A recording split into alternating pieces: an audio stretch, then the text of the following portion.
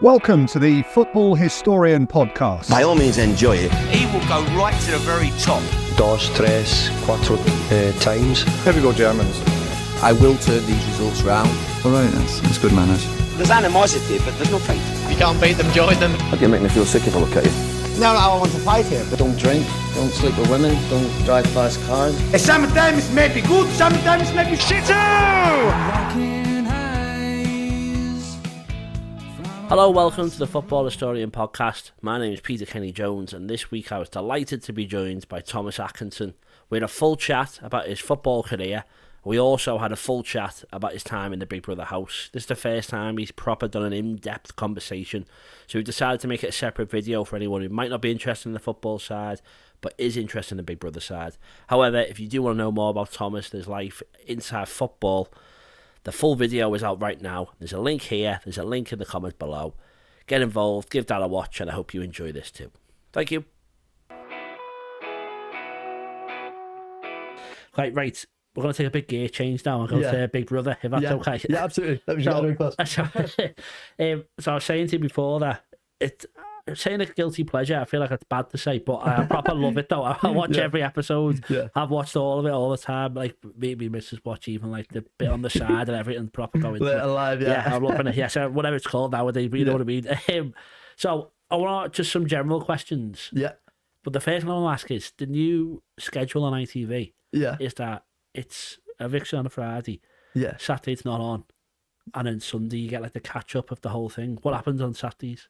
Oh, it's just like a normal day. We don't do much. It's a really boring day, though. That's what I'm saying. What do they make you do? Like, obviously, I don't know what the schedule was. Like, you're telling me this now, like, it's not on a Saturday. I didn't know. Genuinely, I didn't even know it wasn't on a Saturday. But it's like it's like honestly, most of the time, it's so boring in there. Like, I'm bored at my school half the time. I need something to stimulate me all the time, of like some challenge or some conversation or some task. I'm gonna need something.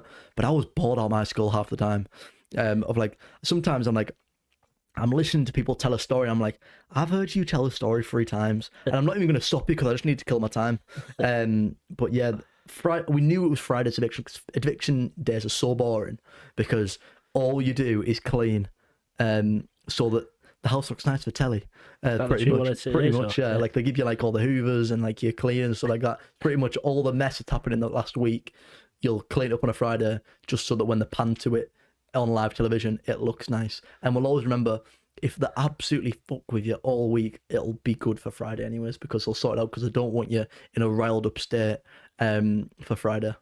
So what do you mean they'll be good to you in what sense? So like, for example, when we get messed up like week in, week out of like all these like challenges and like punishments, stuff like that, we know it'll be sorted for Friday because because I still remember one while I was in there, I was like, if they carry on messing with me, you wait till you put me on live television in this state of like, I'm just going to go start swearing and any producer's getting it right now. So that we always know it's sorted for Friday. So like, I don't know if everyone knew that, but I knew that they're not going to put, I think I realised after like 2 weeks or 3 weeks, of they're not going to put us on live television in a state of, I hate this production team. They're not going to do that. Right. And then, do you see other people from Big Brother? Do you see the staff are not? Genuinely, like, I think people were quite surprised at how literally removed you are. Like, people say like, oh, is it like the magic of the television? You like, swear to God, you don't see anyone. There's no contact with the outside world. I remember a few times we've seen staff like accidentally, like they've like ran to get something from inside that's been left there, and like they forget to close like a fire exit. Like, I remember one time I went to the toilet and like the door in front of me was wide open. I could see cameras and stuff like that. They're not pointed at me, but like I remember just poking my head in because like everyone like run out straight away because like we're not supposed to be like see anyone.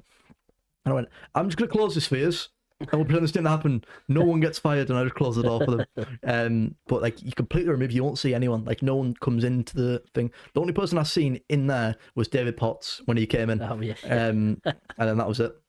And then when they're like doing the decorations in the house and all that, can you hear them doing? Oh, it's so loud, man. Like drilling stuff so and all loud. That, yeah. I was tactical. Well, I didn't plan this, but I worked out that it was a 100 IQ player of the left side of the bedroom. So like, I think where like Lily's bed was, and like Khaled's and Izzad's, like, because it was that way, you could hear everything that one. You could hear them speaking. You could hear all like the drilling and like the throwing stuff around. And normally like they'll pump up the AC to like really, really high, so that like the AC is trying to be too loud to like hear what's going on or like what they might be setting up.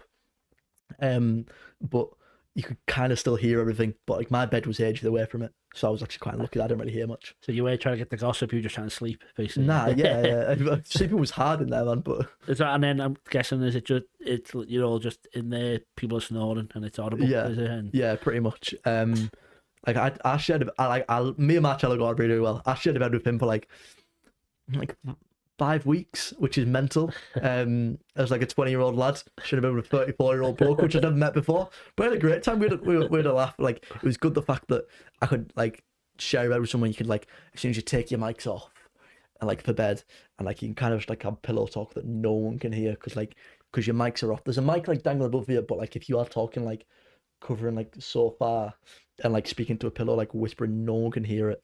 Which is quite lucky in the crowd because you can chat the most mental stuff. in terms of plot and gameplay, or like, just not even that. Just like just like cello chatting about which birds he thinks fit and like who what you would do to certain situations and what he thinks of Ali in this situation. Like I heard it all, and like there was no mics on, so I didn't get it. Like, well, I don't really know if I didn't watch it. Well, yeah, I did. I can't remember seeing that. One bit I was going to say as well is when it's been mad talking about this on the Football History podcast, but just trying to talk about the quick. When Nathan and Baked Potato got together in the fire exit. Oh yeah, you heard like they got the footage of the mic. So what was that like? Melons? What melons? Right. No, so, but like, what happened then, and like, where did you go and all that? It was a fire exit, right? And like this wasn't planned. This was our tradition. We'd seen people then because there was like security and like because we took out the Big Brother house through the garden. Yeah. And like took out like across the street, and we were like, "What's going on?" So you were outside the house, because like it was a proper fire drill. We went to this different warehouse, and like me and Khaled, we were smart. We just took off our mics and had a conversation that we had. It was pretty much like we were put into like a room, like a warehouse, and like there was a bunch of like people like looking at us, like saying, and like they were just pretty much like writing down what we said or what we're doing at the time. So like. Absolute melons. Why did you leave your mic on? Me and Khaled took our mics off, put them in our pocket, and just had a conversation like completely off air. And you learn like about someone's normal life and like what like they're like on the outside. Like I didn't really change. I was like, well, I've just chatted about what I did on the inside. Yeah. But like you can also like, who did you nominate? I knew who he nominated. He knew who I nominated the first week. So like we kind of knew we were on the same wavelength. So like obviously no one knew that. I remember having that conversation with Khaled, and I was like.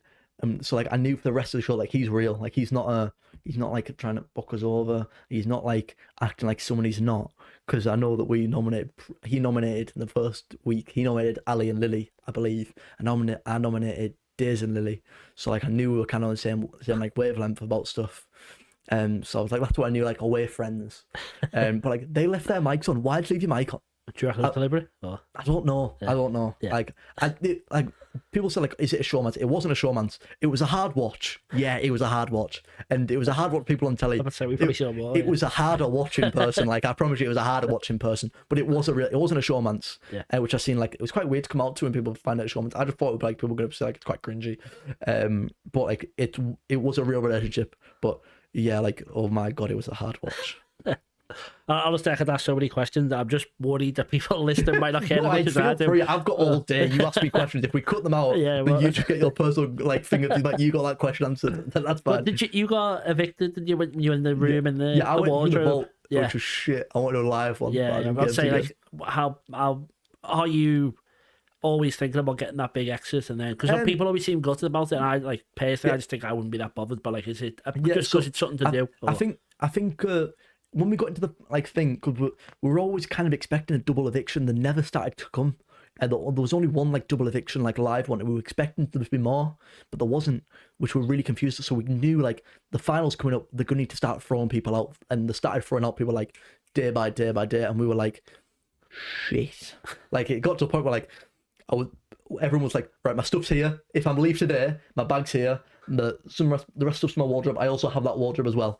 So I remember like Ali was telling me all where stuff were. I was told like Marcello and Ali where all my stuff was. So that like if one of us go, I'm getting everything. And they didn't even pack me everything. I was gutted. I got to the hotel and I didn't have a toothbrush. I didn't have my wash bag. I was like, what are you playing at?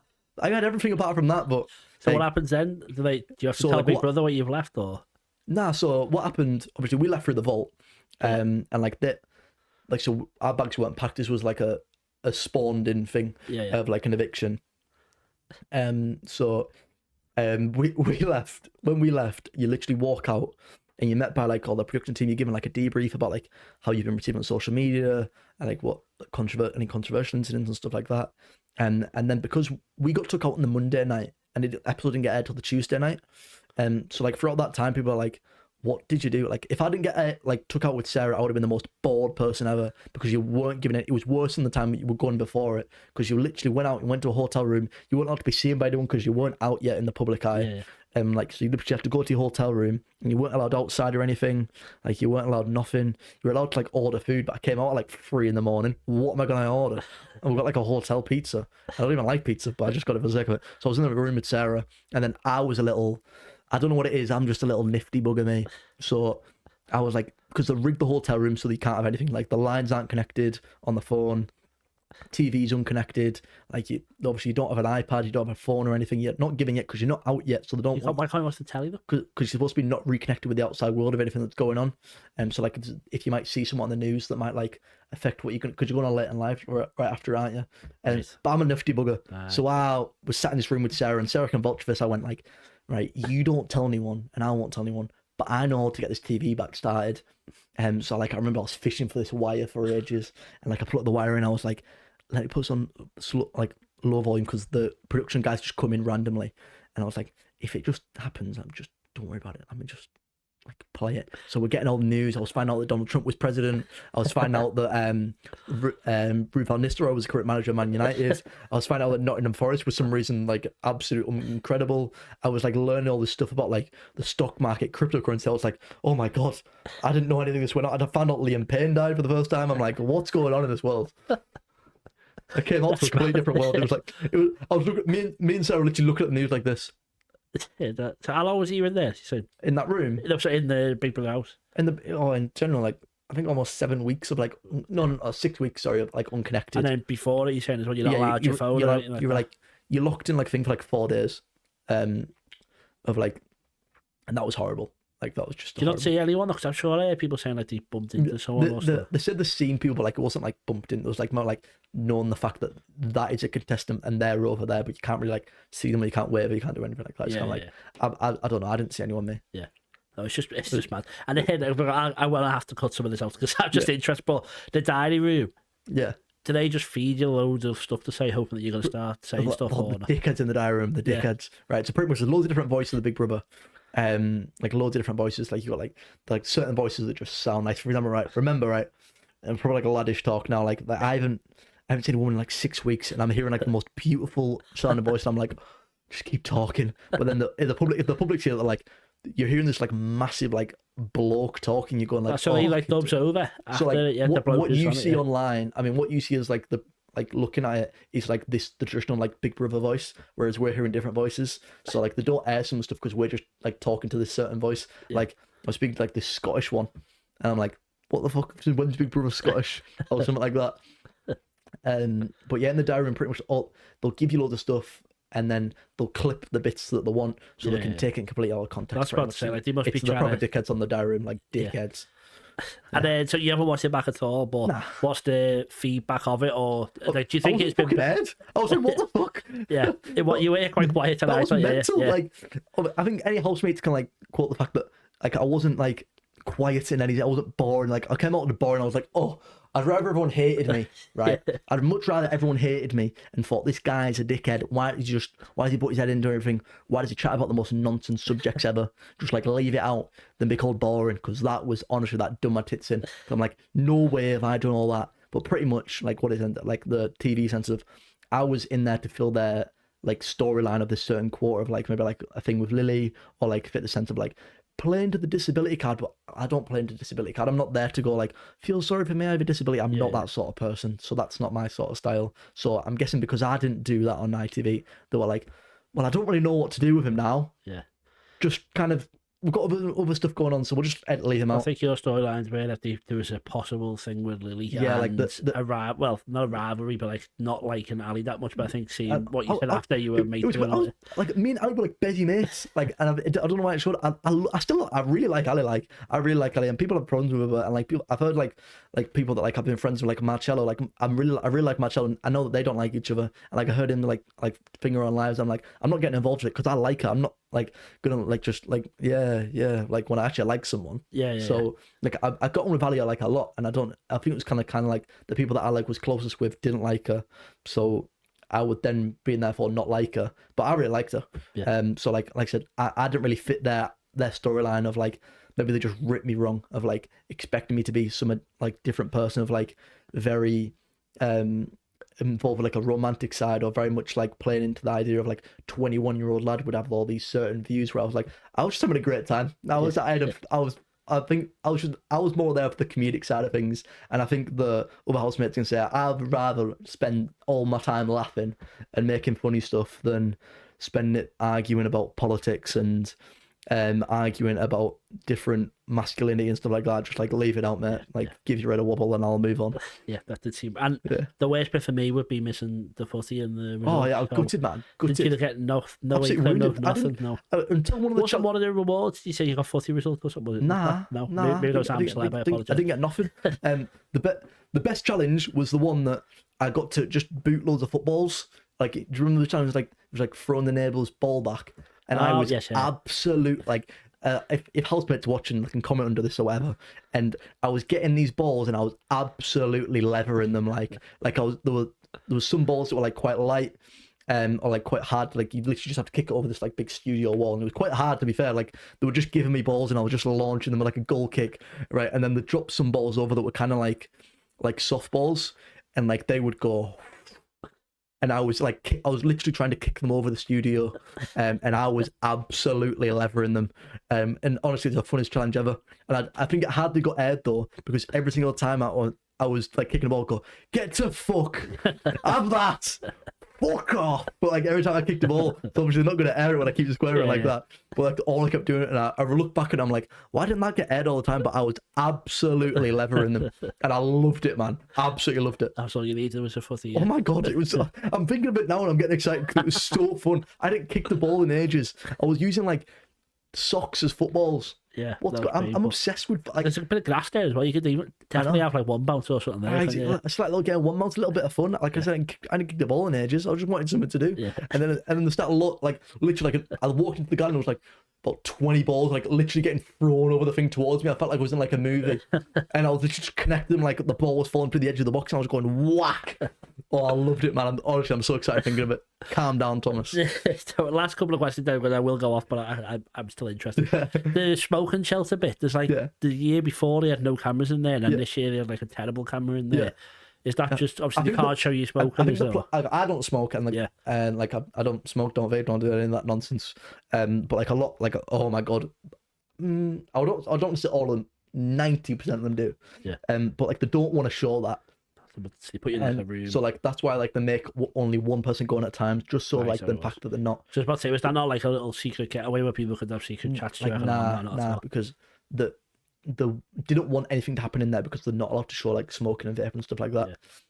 So like they're trying to make sure that nothing happens in there because they know they can't really use it. Someone wrote the name on the wall or something. Yeah, that's why they had to show it then. And I remember the camera quality was awful. Yeah, so it was because they don't want to show any of that stuff. But it was just them being like, they were just trying to find a way to fuck with us pretty much. Yeah. And then is there any secret place in there or any way you can get away with anything? No.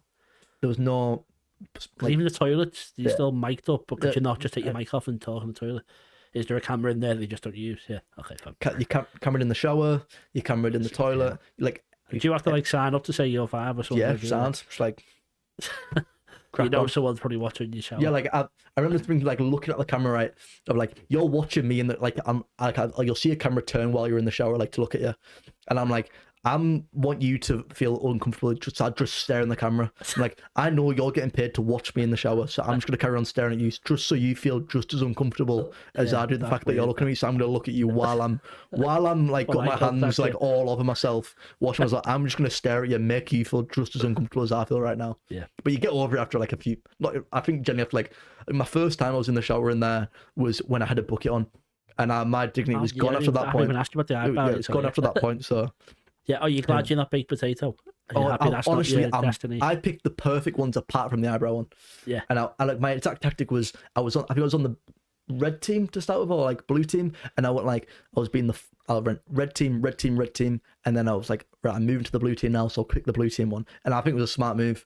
It was apart from the eyebrow one, I would have just happily stuck some gum in my head. But apart from that, I chose the right ones. Yeah, and I said because baked potato will forever be known. Yeah, as no, baked I'd be potato, gutted. I'd be absolutely gutted. You would actually be known as that, wouldn't you? I'd be gutted. I would have said yeah at the time, but cause I didn't think it would actually go on for that long. Yeah. But I'd have been absolutely gutted. Yeah, it is a bad one. And okay, I'll ask. Two more. I'll ask. If you want to make this like a two-parter, feel free, man. Yeah, but we did the Big Brother chat. Put like a football section, a Big Brother section.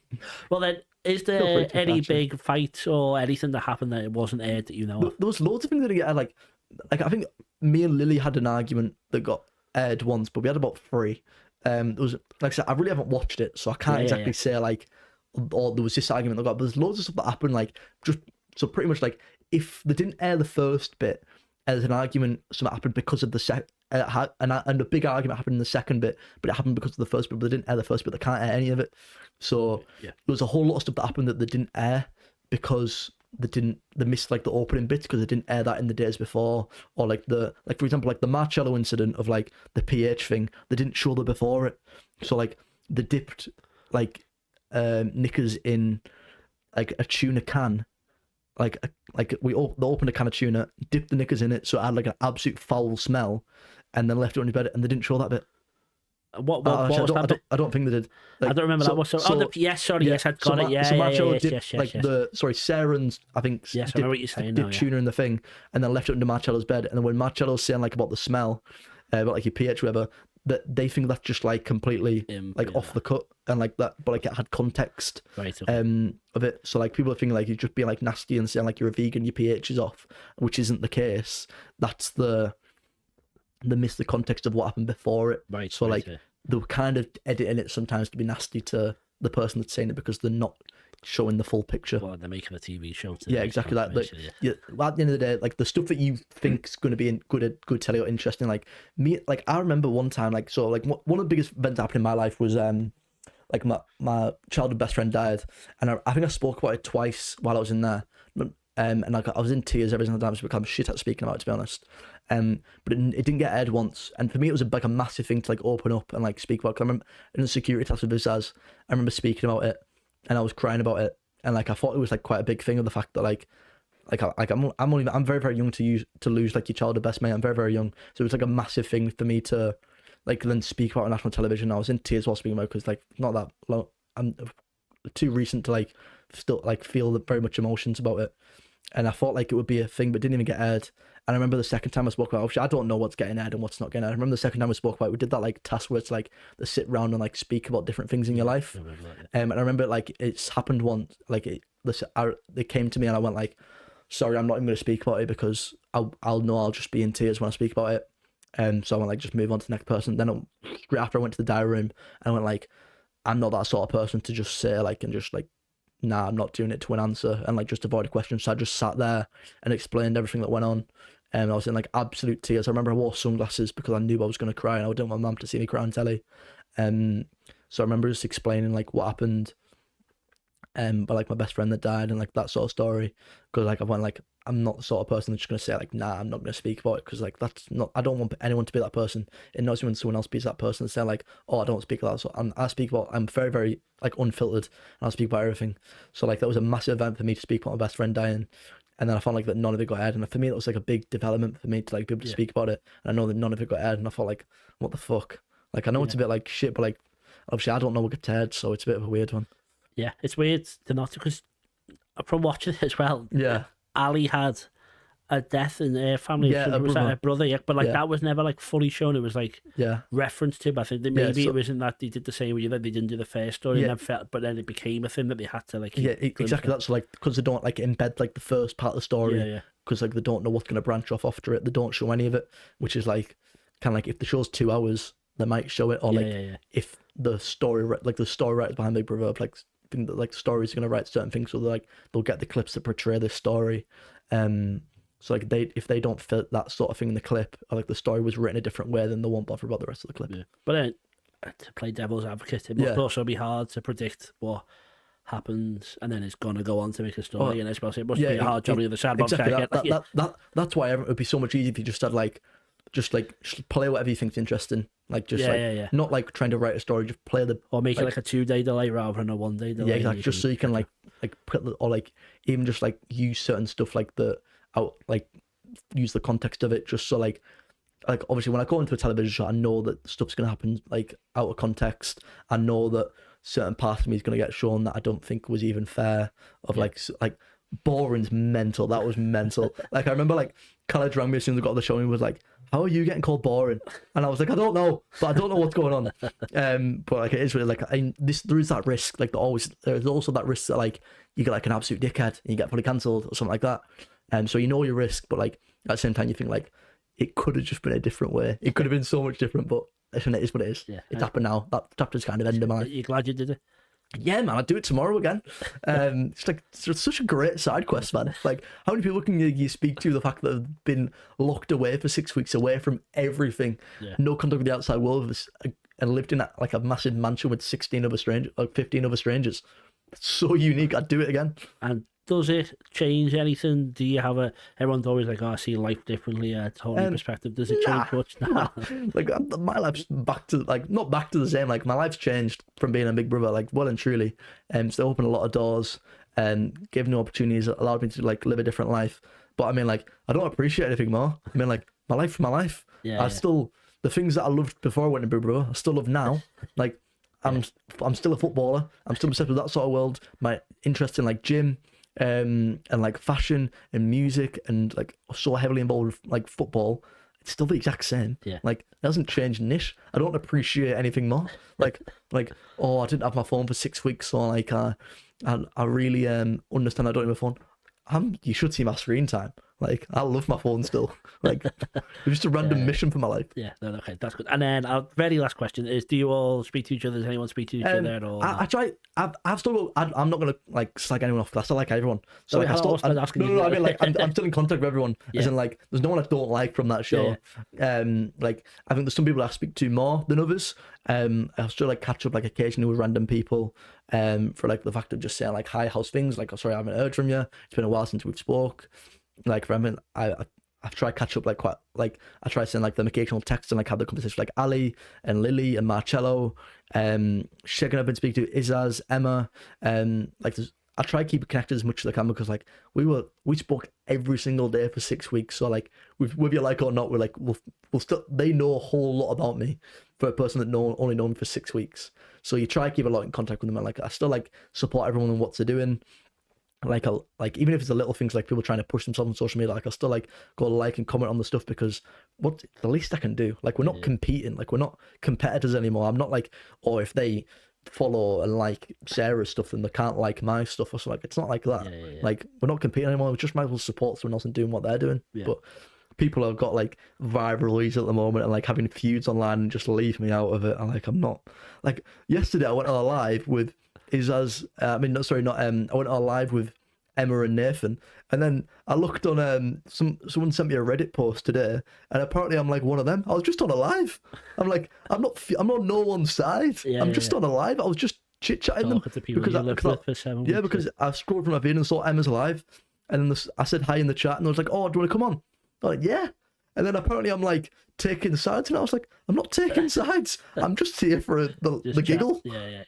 Well, okay, last question: were Hannah and Shagan? Do you reckon they were a thing or not? See, I think that was portrayed really, really badly because I don't think they actually were like that. No. But wow, I didn't know Shagan said them things of like she comes on to me. Like I didn't know he said that, which makes it sound like that. which I didn't really think it was a. That was one of the biggest. That when she got the letter, Hannah, Yeah. for all of it, that was the biggest thing. Yeah, and oh my and like God, I thought back for a second because I think the way he came off the show, like you looked at his highlights package, all everyone ever spoke about him for that 6 weeks was that, which I think's harsh. Like imagine spending 6 weeks and all anyone's going to speak about is that last week, the time he spent with the girl. That's all they're going to speak about. That's mental. Like, that's an ouchie. But it is what it is. I think Hannah's got like a flirty personality, but she's a really nice person. But that's the way that Hannah is. So like it's so easy for the editors to portray the fact it's flirting. But I think she's lovey-dovey with everyone. Like she'll like cuddle up to you, and like she'll like happy to like do all these tasks of like she was like doing my eyebrow every single day. Of like she's so happy to like do other things for other people, so people can see it as like flirting or like flirting. I don't think it was that, but it must have been like the easiest job for these editors to say it's flirting. Like the easiest job ever. Yeah. Right, I think we are going to do that as a second video. That was 2 hours, but I really was so interested in No, feel free. Well, thank you very much. If you have any more questions after this, just ask me. I think I've got me fixed, I think. But yeah, thank you very much.